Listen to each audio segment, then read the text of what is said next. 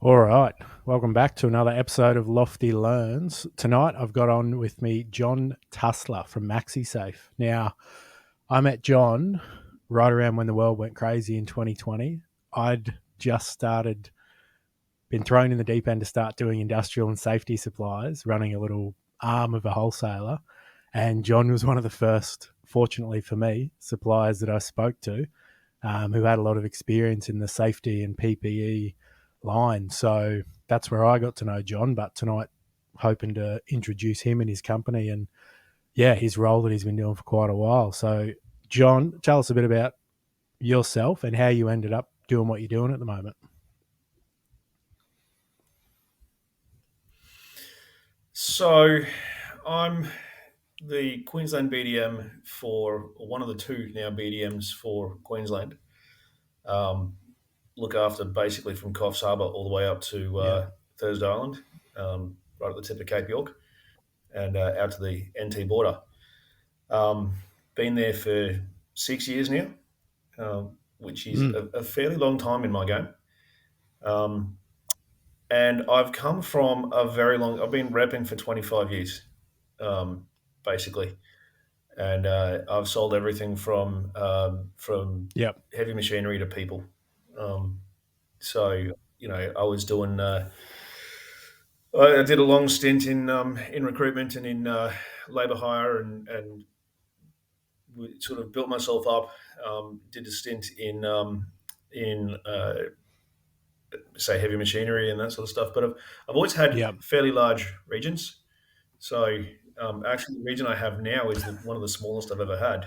Um, I've when I was selling heavy machinery, I had the whole of Australia Yep. and the Middle East. I had the basically the globe apart from the mainland USA when I was doing IT Hmm. recruitment, labour hire. Um, so this is a for me for just being Queensland is actually Yeah. it's a little bit constricting. Um, So, how did you? I didn't know that, but like that but otherwise, background. How did you go from what was the role just before you took on this role? so directly before here, I worked for a company selling meter to Oh, yeah. mains plumbing fittings. So I kind of fell into the industrial sales market. I worked for Reese for a number of years, and went from being a driver. It was one of the periods where I'd gone, I can't do this being on the road stuff, you know, Mm. starting a family, that sort of thing. So got a job at Reese, and I moved up very quickly to being a branch manager and a sales rep, and getting into that whole plumbing side and industrial side. And for me, being a rep is always about you've got to learn your market and learn what your customers do. So it's always about asking the customers, what do you do? Why do you do? How do you do? What do you want? Um, and really getting that knowledge, which then helped me to go out of Reese and into this meter domain stuff, which was a little bit more uh, uh, specific product. But again, I was looking after the whole of Queensland, so I had 76 government. Um, Actually, I had the whole of Queensland and the Pacific region, so New Yeah. Guinea and the Pacific Islands and that sort of stuff. Um, and so I had 76 local governments, 45 water boards, three national governments, as well as your Reece and your TradeLink and your Samios and your various Yeah. plumbing distributors. And that was a business where um, when I joined that business, they'd said to us, they said to me, we have 90% of the business in the market. And I looked at the market and they went, no, we have 90% Yeah. of 30% of the business. The other 70% is private. It's high rises and that sort of stuff. Yeah. And we don't get any of that. Um, so that's where I brought it, went back with my connections and that sort of stuff. And we ended up getting all of that, well, most of that business. So by the time I left, we'd gone from having 90% or 30% of the Of market the to market. having Yeah. 70% of the market. Um, which meant we went up to some Mm. pretty significant figures on a monthly basis. But one of the fun things I loved about it, and one of the fun things I love about a lot of the things I do, is being able to affect. so many other Yeah. people's daily lives. So, what I was doing in that role, basically every ratepayer in Queensland was Yeah. affected by what I was doing. Was there many? You know, That's a niche. for That's a better or worse. niche little product line too. How many competitors are there in that market? Yeah. Four or five, yeah, four or five in this country, And it'd and obviously be many one of more those around the world. products that So once, if you can get the yeah, market share, like realistically, you're going to keep the market share because when they need to replace one of those things, it's going to go back to the same brand they use. So it's sort of one of those yeah, not monopoly, but something that is pretty going to much, stick around. Yeah. yeah. But it was because you're dealing with government, like um, got a project over the line at one stage, and with between what my manager had been doing and what I'd been doing, that project took Yeah. about 10 years from initially presenting the product and going through all of the processes to when we finally got it over the line. So when I first That's a mentioned it, I said, patience I play the long thing. game. I don't, I I mean mean, it. I'm 32. So I've been in it, to be fair, I've been in sales slash business since for 15 years, but I can't even fathom. I Yeah. mean, now I'm starting to work on some things that I know will take a few years to come off, but a 10-year pipeline, that is Mm, that's a patience salesman. absolutely. But the trade off with that is, that is a government situation, uh, Yeah. and it will go on for Yeah. That's what I was decades. thinking. Once that's in there. Yeah. It might take a decade to do. Yeah. You got 30 years, so, and it's fun now. I'll go around to some central Queensland places and central Queensland cities and that sort of stuff, and I look at their water systems on the Yeah. side of the road, and I'm going, Yeah. yep, That I would did be a that. you know satisfying point. So what made you, was it the fact like you'd achieved obviously big goal? they got bought Yep. by a multinational, and yeah, they got bought out by a multinational, and it just turned from being a really Yep. fun place into just being a number, and losing a lot of the sort of things that I like to do. And as I always describe it's very hard when you've got a business that says, okay, you can't go on the road anymore. You have to do this business via the phone and Mm. via the computer. We want you to stay in one place. And I'm going, well, how am I supposed to deal with a dude called Tractor in the middle of a field in the middle of nowhere with no cell service, no mobile service, no internet service, who's got a water meter that's leaking, Yep. 10,000 liters a day. How am I supposed to Yep. do that over the phone? Yeah, that's an interesting concept, and I guess You that's a know, reason regional Queensland or regional everywhere around the world gets left behind a bit because these big corporations buy it out and forget that there is still people not on the internet or not connected to the same, yeah, same sort of network and economies almost, yeah, that's that we're it. part of. You know, Because are you based out of Brizzy? that's it. And Yeah. and when you're trying to deliver Yeah. training, I'm based out of Brizzy, yeah. But trying to deliver training to a team of plumbing guys on how to maintain a product when you're trying to do it, like they're not going to sit in a Yeah. boardroom and look at it over the screen. You need to be there and show them that that $3,000 product that you are throwing away every 3 months that's supposed to last for 30 years. Um, all it requires is you take the little piece off and replace Yeah. that. Don't take the whole lot out and throw that away. You know, but no one tells them, no one shows them, so Yeah. it goes through the roof. So anyway, I left that, and this role here was advertised, and it was attractive. It was a role where I could have autonomy, and continue to talk basically to the Yeah. same people that I'd been talking to for years. So I can go back to all my old contacts and all my old uh, customer base. Selling I'm the Yeah. same person, just Yeah. And selling so them you've something built different. up that trust. And that's, I guess, something I wanted to pick your brains on because you've done it 25 years, sales is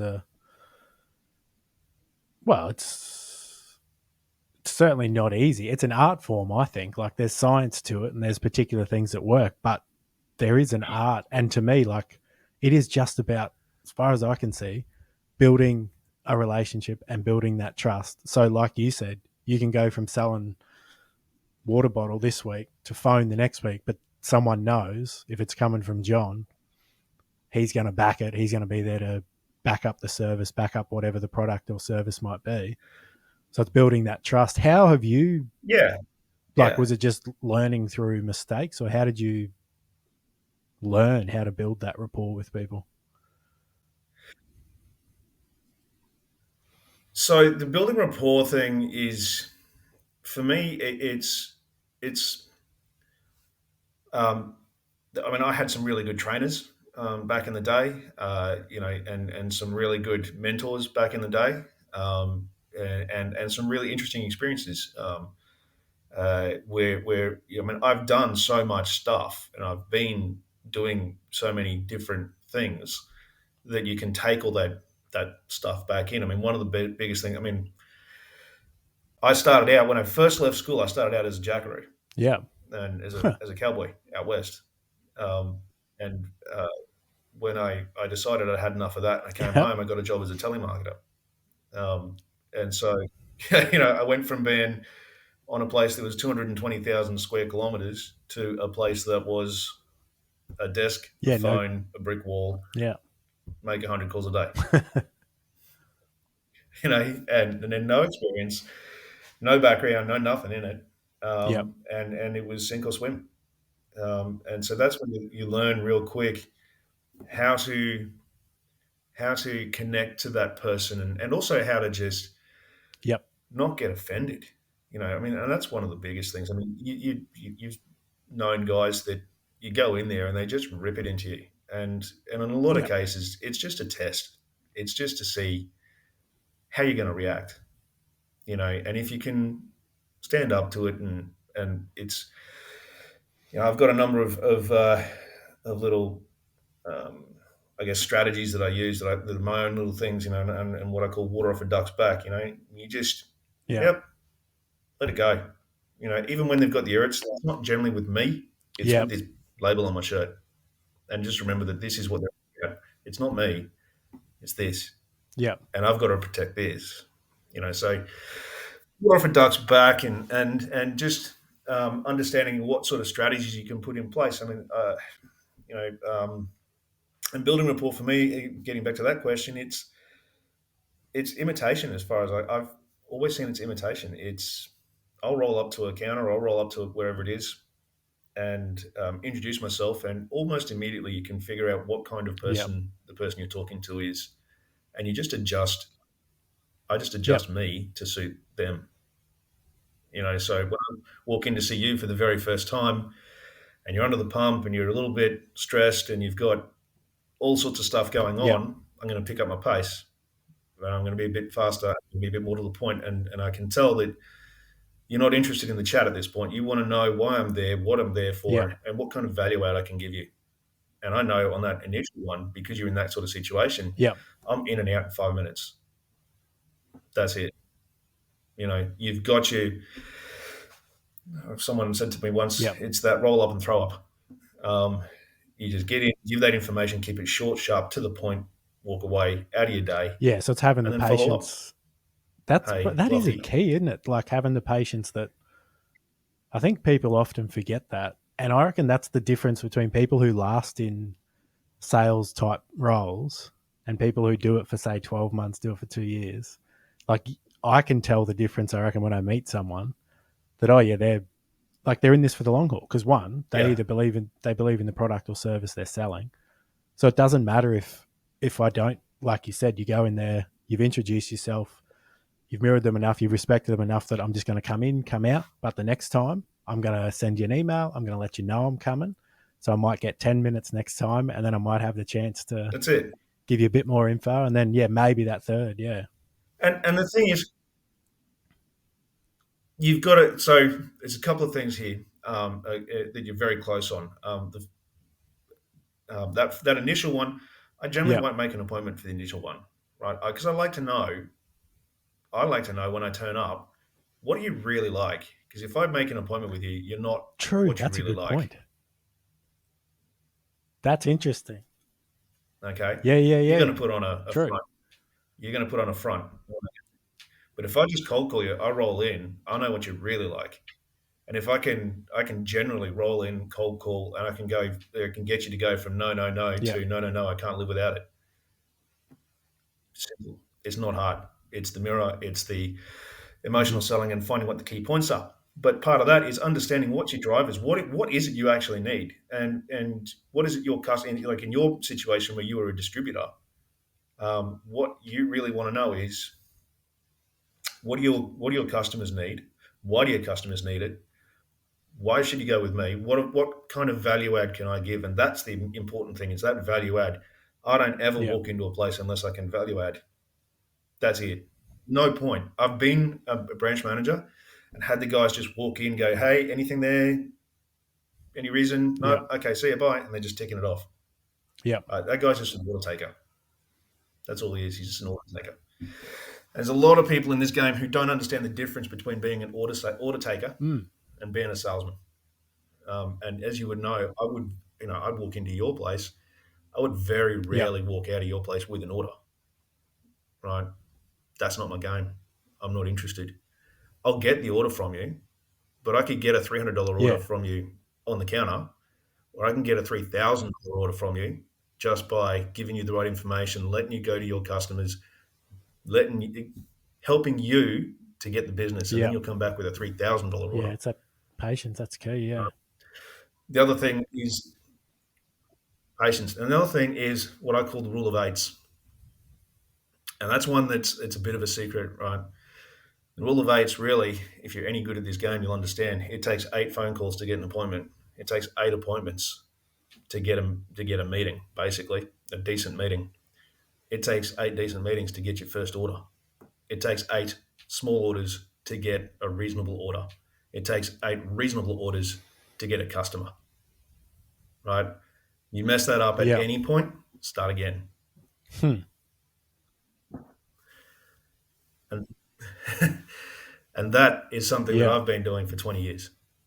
And have that. Yeah. And so, because you've sold, you said you've gone, well, obviously recruitment is selling people in the good way. Yeah. Yeah, and that's selling people.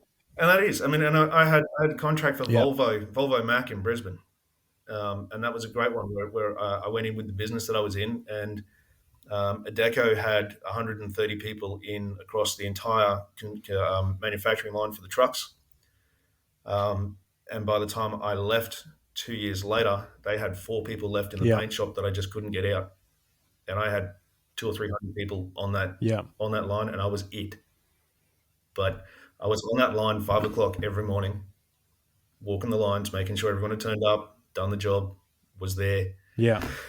It's commitment. And I guess, and is the common thing I'm learning now, going, because I've done a few different industries as well, and now into an entirely different one. But to be honest, I'm quickly realizing it's people. Like the product or the service you're selling, you still need to have rapport. You still need to build a relationship, and you still, like you said, the big one is how can I add value? Because I was actually listening to an audio book the other Yeah. day on, it's like an ancient ethical philosophy, one of those Aristotelian type books, and it was saying literally every relationship needs to have, whether you like it Mhm. or not, value going back and forth. And if you're not contributing, like almost putting money in the bank, then you're saying, oh, where's my order? Like you're just never going to get it. So the Yep. idea is to always be in the black, add, which I guess for me, like I find it takes away, because sometimes I've always been nervous. Like I hate sort of asking almost, hey, can I have an order? I want to be in a position to be like, you almost owe me an order, like for how much I've given. Like, and it's, you Yeah. never, I don't think I've ever actually been like, Yeah. you know what, John, I've done this many things for you. I think you owe me a $5,000 order this month. I've never actually done that, but I've just found in my head, I've got to I'm contributing to this relationship as much as possible. Naturally, it seems to just flow back toward you. Yeah, and it does. And there's also other mindsets, like other things I have in my mind is always, um, uh, if I pick up the phone, if you call me and I pick up the phone, that's just cost you $100. Um, if I turn up to your site, Yeah. that's $500. That's just cost you. If I miss that phone call, that just Yeah. cost me $1,000.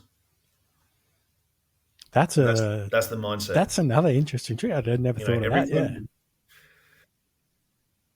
That'd and that worked really well. When I was working for Reese, for example, yeah. I instilled that in my staff, that every phone call that comes in is $100. Every counter or every time we go to a site, it's $500. Every phone call we don't Yeah. pick up just costs us $1,000. And was there how did you it does actually make sense, particularly coming from the wholesale background. How did you come to those figures, I guess? Like it's a brilliant way to instill it into your team I just made it that up. this is the importance of every little interaction. Yeah. Yeah, yeah. Yeah. I just made it up, right? It Because it's sticks. round figures, Yeah, and yeah, that's what I'm you thinking. know, It sticks in it's your easy head. to get in Yeah. your head. Yeah, And the potential. and that's yeah, and that's you know, Yeah. it's the KISS principle. You know, it's just keep it simple. And if you're going to be talking to customers about product or trying to get your staff motivated to pick up the phone or deal with a customer, keep that motivation simple. Something that's Yeah. simple and easy to remember. If you've got big speeches, they'll forget. You know, and for me, I guess things that also pulls into like the training side of stuff that I do. I do a lot of in-store training and distributed Yeah. training, a huge volume of it. Um, but the way I've set it out is I just do a timed 15-minute session with no more than two people at a time. And I can roll through a store. It might take me 4 or 5 hours to roll Yeah. through a store, but no more than two at a time. And what I find really excellent about that is it's short, it's sharp, it's to the point. I keep it simple, just a couple of items, come back every 6 weeks or so.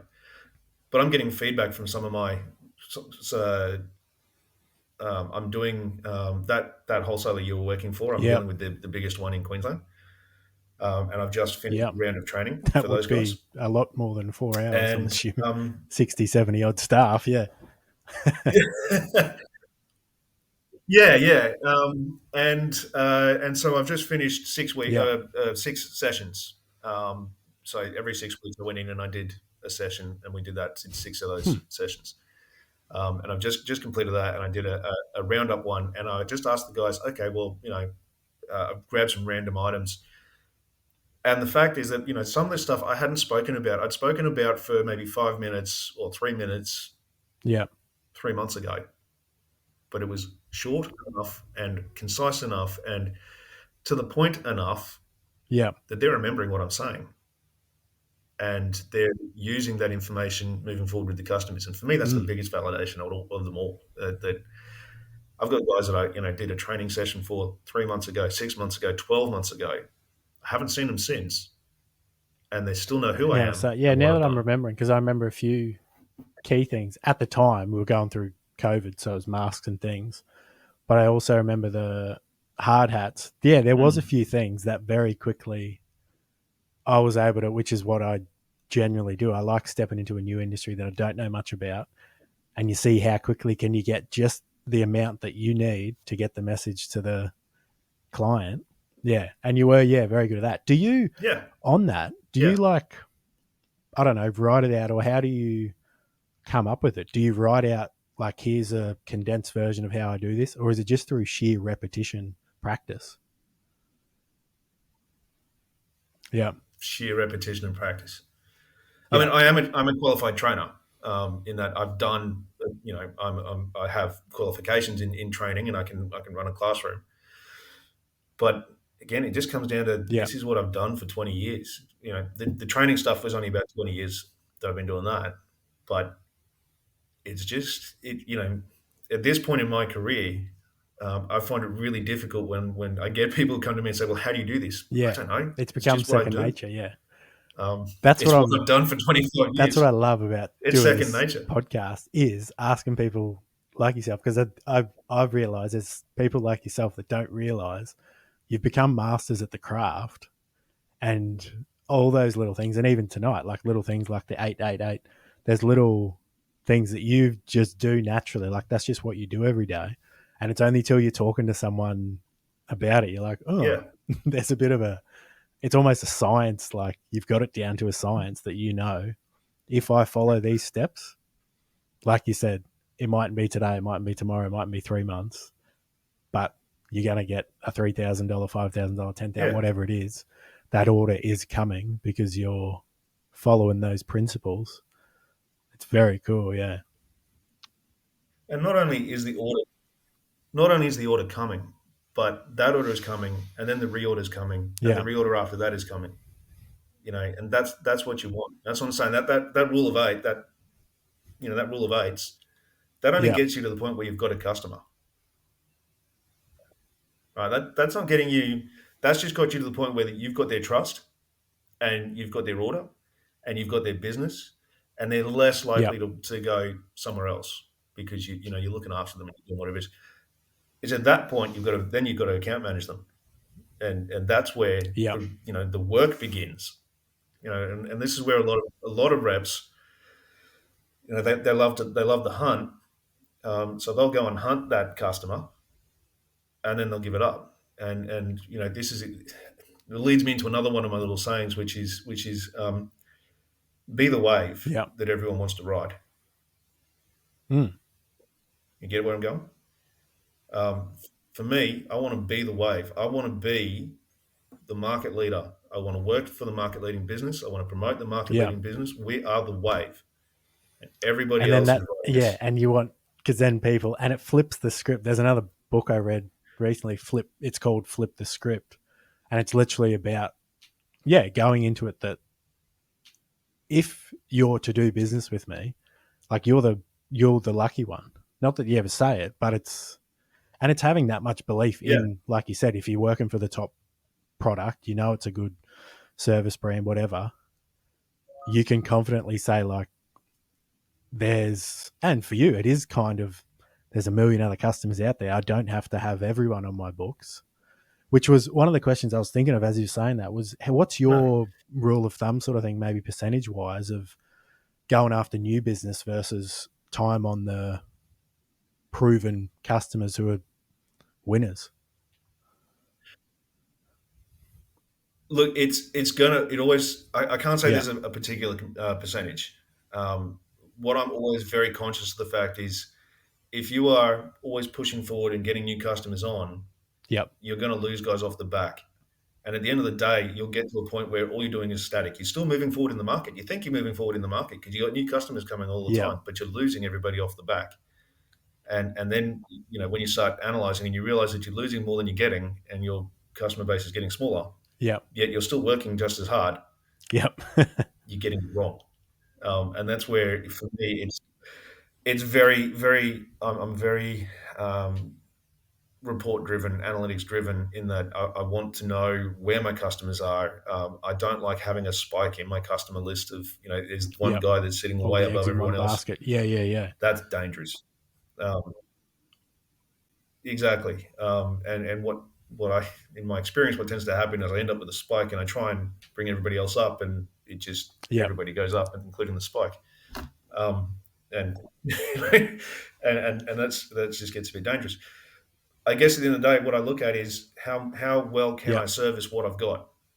And if I find that I'm starting to lose more off the back end, then that's where I've got to go. Okay, well, I can't grow this anymore. I've got to maintain what I've got, because I could get more Yep. accounts, but I'll just lose them off the back. That's So one I'm we'll not go a little actually bit growing. over the time, because that's a Um, topic I'm fascinated in.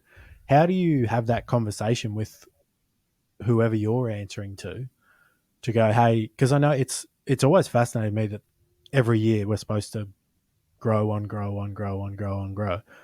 And in my head, I'm like, at some point, that's not Yeah. necessarily feasible without losing the business. So are we just keeping ourselves busy, like you said, working the same amount of pace when could be working smarter, not harder, on the customers we've already got? How do you, I guess, pitch that to the higher ups to be like, hey, I don't need to be signing up 10 new accounts this month. I need to be focused on keeping the 5 big ones that are just keeping the business humming. How do you have that conversation? Yeah. You've got to be blunt, forthright, Yeah. and have the evidence.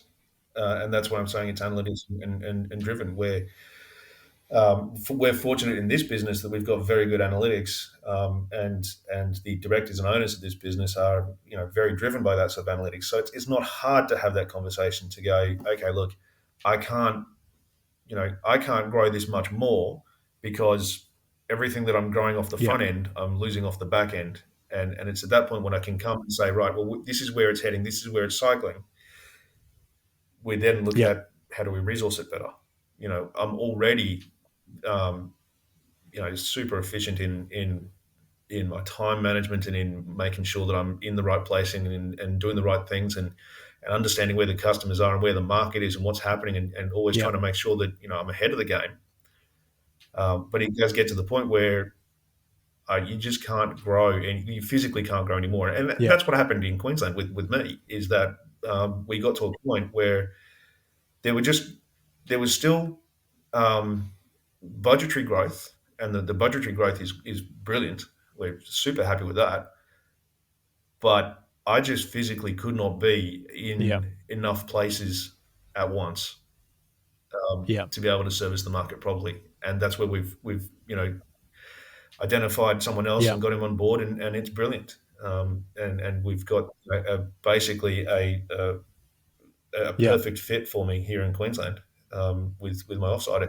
It's just brilliant, and we will very easily we will double what I was doing by Yeah. myself. We will double that easily That's within exciting. And probably so 15 months. someone that's going to sort of follow your blueprint of how to, this is what works, or are they putting their own stand? I mean, everyone's got to do it the same way.